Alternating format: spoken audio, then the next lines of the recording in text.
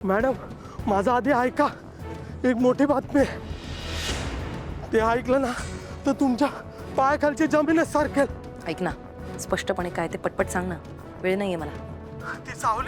ती सावली जिवंत आहेच, पण त्या रात्री तिचं पळवलेलं बाळ ते सुद्धा जिवंत आहे.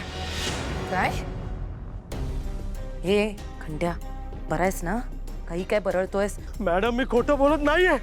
त्या दिवशी एका माणसाने आमच्या हातावर तुरी देऊन त्या बाळाला वाचवलं होतं, आणि नुसतं वाचवलंच नाही तर त्या बाळाला लहानाचं मोठं सुद्धा केलंय. तेच बाळ जिवंत आहे. तो जो कोणी आहे त्याचं नाव मला हवंय. नाव काय त्याचं? नाव? कुठे राहतो तो? तो माणूस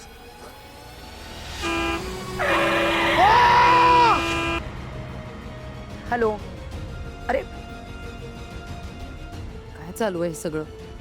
जरा कुठे वाटतं प्लॅन सक्सेसफुल होणार तर एक एक गुंता वाढतच जातोय. आता हा म्हणतोय की त्या सावलीचं बाळ जिवंत आहे म्हणून. कोण असेल तो माणूस? कोणाकडे असेल ते बाळ? नाही नाही नाही नाही, मला आता शांत बसून चालणार नाही. त्या माणसाला शोधून काढावंच लागेल कोणत्याही परिस्थितीत, कारण त्याच्याकडे ते बाळ आहे जे सारंगचंच रक्त आहे. म्हणजे या सगळ्या इस्टेटचा, प्रॉपर्टीचा खरा वारसदार.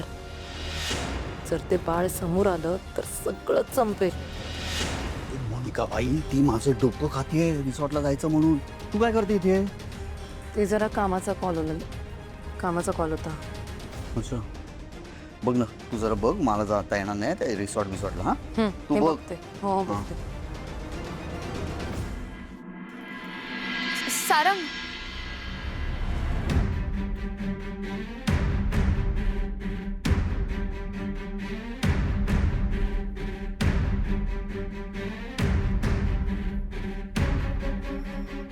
काय?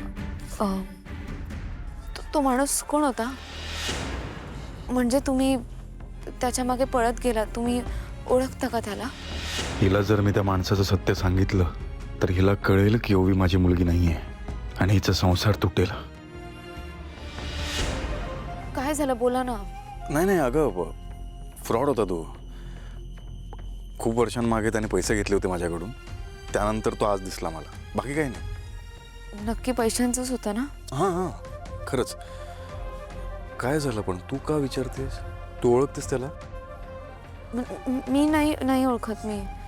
मलाही तो चोरच वाटला. Good night. सावली, हां, सॉरी. नाही, मी मगाशी जरा रागाच्या भरात जरा जास्तच बोललो. It's okay. मला माहिती आहे ओवीवर तुमचा खूप जीव आहे. ती आजारी होती म्हणून तुम्हाला काळजी वाटली, टेन्शन आलं. पण खरंच मला काहीच नाही, मला पण कल्पना नव्हती खरं तर. अभिरने सांगितलं मला, त्यानंतरच कळलं. अभिर हुशार आहे, समजूतदार आहे. ओवी सुद्धा खूप गुणी आहे. बाबा म्हणून खूप चांगले संस्कार केले तुम्ही तिच्यावर. क्लासमध्ये असताना सगळ्यांना जीव लावते ती. पाहिलं ना मी. उद्या सकाळी निघू आम्ही फॅमिली डॉक्टरांना जरा, कारण त्यांच्या औषधाने ओवी. सॉरी, चुकीच्या टायमिंगला आलोय. मार खाशील. सारंगदा, त्या माणसाचा खूप पाठलाग केला पण सापडला नाही. राहू दे, ओवीची तब्येत महत्वाची आहे. त्या माणसाला बघू आपण नंतर काय करायचं ते. Good night. Good night.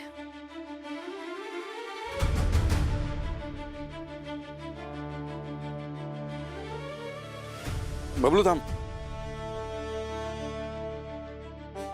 Good night. Good night.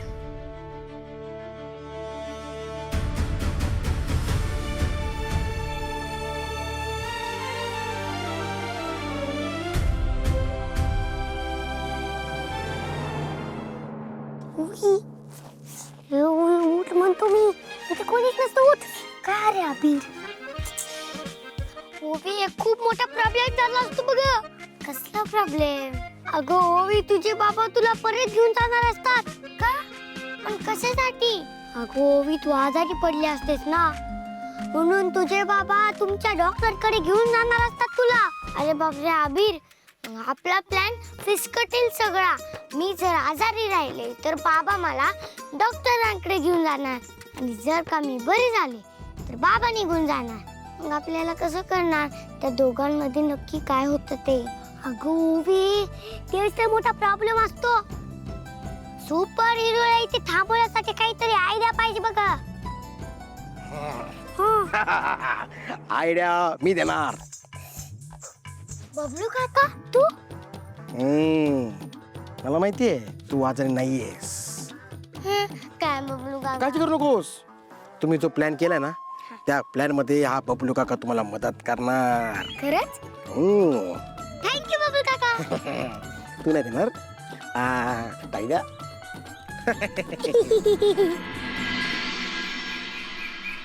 घरी ना मी तुमच्या मिनरल वॉटरचा एक ट्रक पाठवतो. घरी जाऊन पाणी प्या. काय करणार आहात ते सांगा. हो राजकुमारजी, सिंपल प्लॅन आहे. आपण त्या जगन्नाथला कायदेशीररित्या 15 दिवसाचीच नोटीस पाठवायची.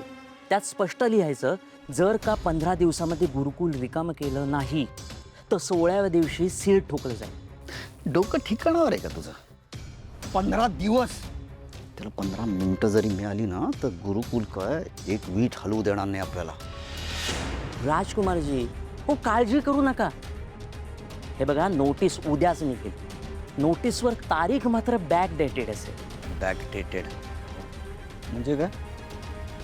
काय करणार तू? ते असं आहे, कागदावरती 14 दिवसापूर्वी नोटीस पाठवल्याचा उल्लेख असेल, म्हणजे जगन्नाथला काही करायला वेळ मिळणार नाही. कधी कधी वाटतोस तू वकील, नाही तर टीसीच वाटत होतास मागतपर्यंत. आपलं साहेब साहेब काय? शुभस्य शीघ्रम, लवकरात लवकर नोटीस पाठव. चल. हो पण साहेब, हे काम अशी पटकन होत नाहीत. वरपासून खालपर्यंत सर्व लोकांना मॅनेज करावं लागतं इथे. आकडा बोल. आकडा सांग मला. नाही घाई करू नको. कोणाला कोणाला काय काय पाहिजे मला कळव. मी चेक कॅश देतो तुला. त्या खंड्याचा फोन अजून सुद्धा बंदच येतोय. राजकुमारचं काय सुरू आहे ते तरी बघते आता. कामाला चल. चल चल.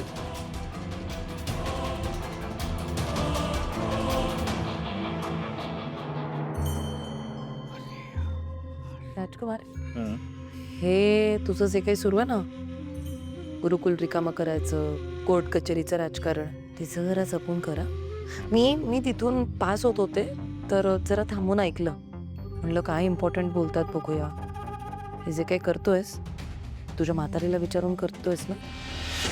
नाही म्हणजे उगाच तिला काही कळलं आणि नाही आवडलं तर ती तुझं काय करेल याचा काही नियम नाही. By the way, me observe करतोय गुरुकुलचा विषय काढला की तू एवढी डिफेन्सिव्ह का होतेस?